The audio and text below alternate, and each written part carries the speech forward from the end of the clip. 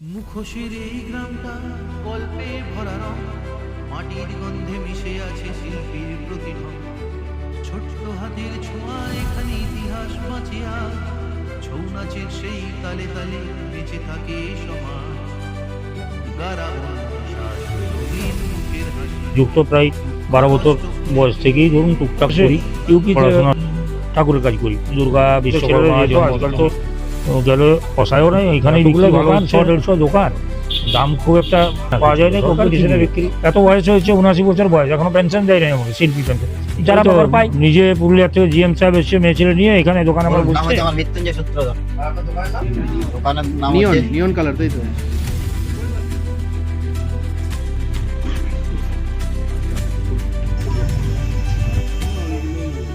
ওটা হচ্ছে বড় সাইজ হবে, যখন ওই পাশে যখন উপস্থিত দেখছি ওটা হচ্ছে সোনাচুরি মডেল।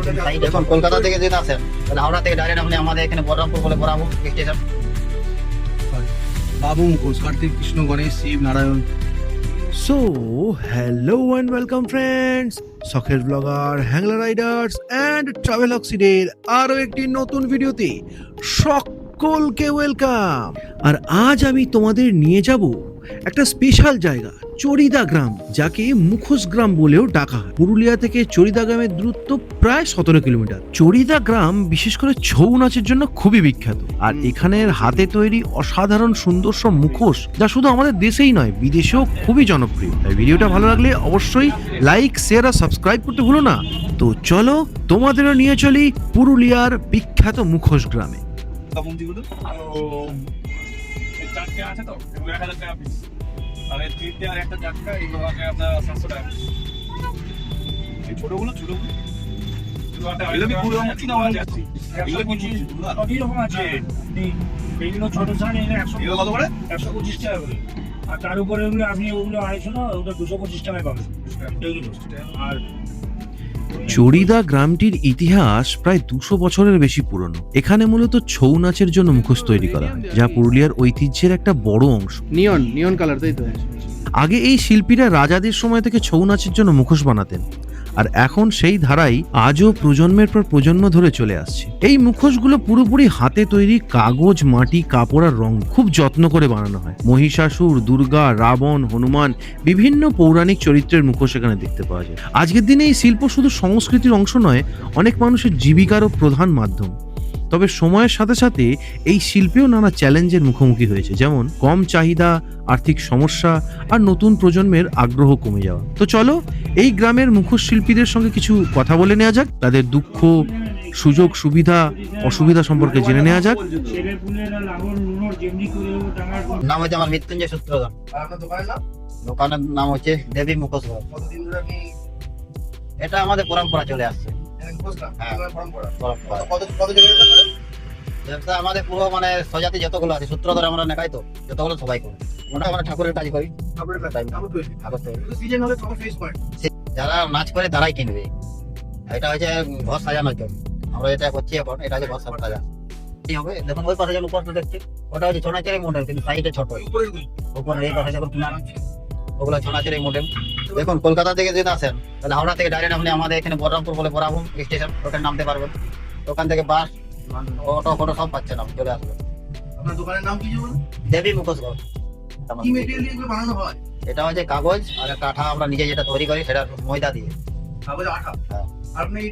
মুখোশ গ্রামে যে জন্য আসা, যে একটা স্মৃতিচিহ্ন হিসেবে মুখোশ নিয়ে যাওয়া। যেহেতু বাইকে করে আসছি, বাইকে বাঁধার জায়গা বেশি নেই, কি বাঁধতে পারবো না বেশি ব্যাগে, আর ব্যাগে বাঁধলে ভেঙে যেতে পারে, তার জন্য ছোট দুটো নেওয়া হলো। 8918371976 8918371976। আর এবার আমরা কথা বলে নেব এই গ্রামের এক প্রবীণ মুখোশ শিল্পীর সঙ্গে, যার বয়স প্রায় 79 বছর। অবাক করার মতো বিষয় হলো তিনি মাত্র 12 বছর বয়স থেকেই এই পেশার সঙ্গে যুক্ত। ছোটবেলা থেকেই হাতে কলমে শিখেছেন এই শিল্প। তার অভিজ্ঞতা, তার গল্প, তার এই শিল্পের প্রতি টান সবটাই সত্যি অনুপ্রেরণাদায়ক। চলুন তার মুখ থেকে শুনি এই দীর্ঘ যাত্রার গল্প। ঘর বলে আছে, এটা আমি ছোটবেলা থেকেই করি সারা জীবন। মানে আমরা এই কাজ মাটির কাজে যুক্ত প্রায় 12 বছর বয়স থেকেই ধরুন টুকটাক করি, পড়াশোনার সময় থেকেই কাজ করি। তারপরে এখনো ওই করেই চলছি। হ্যাঁ, ঠাকুরের কাজ করি। ঠাকুরের কাজ, এর জন্য কি আপনারা- ঠাকুরের কাজটা এইখানে তো না, সে আলাদা মার্কেট আছে।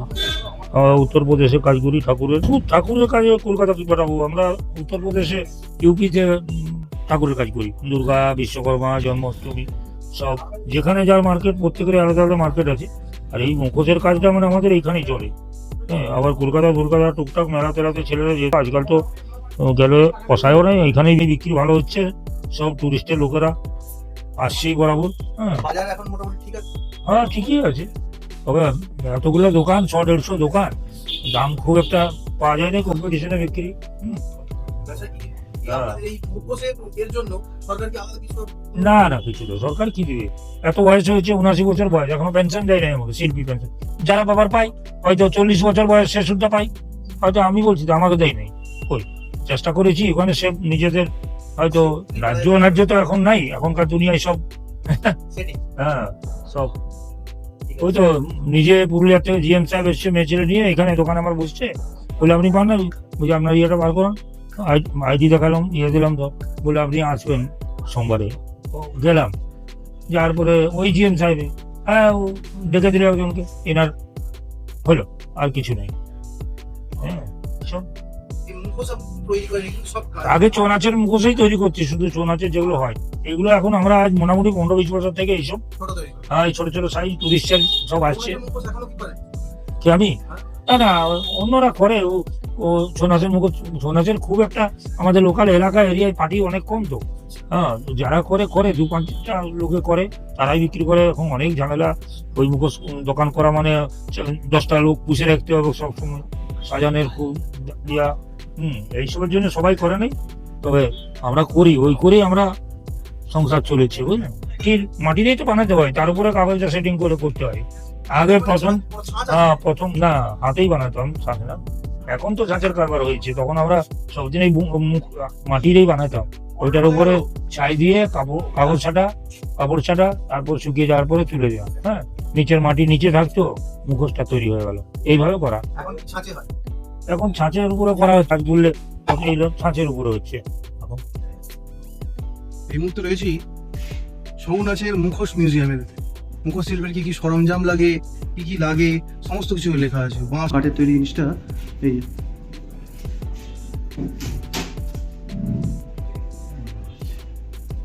মুখোশের ধরন, কত রকমের মুখোশ পায়।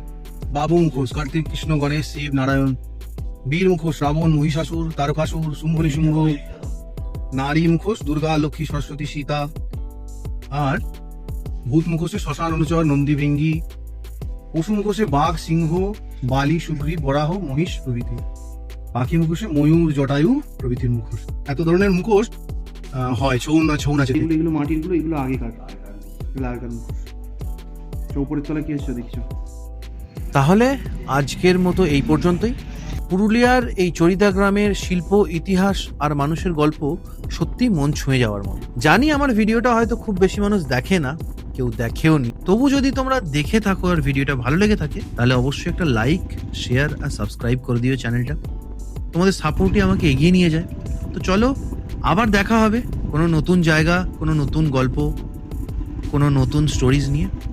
ততক্ষণ পর্যন্ত ভালো থেকো, সুস্থ থেকো, গুড বাই।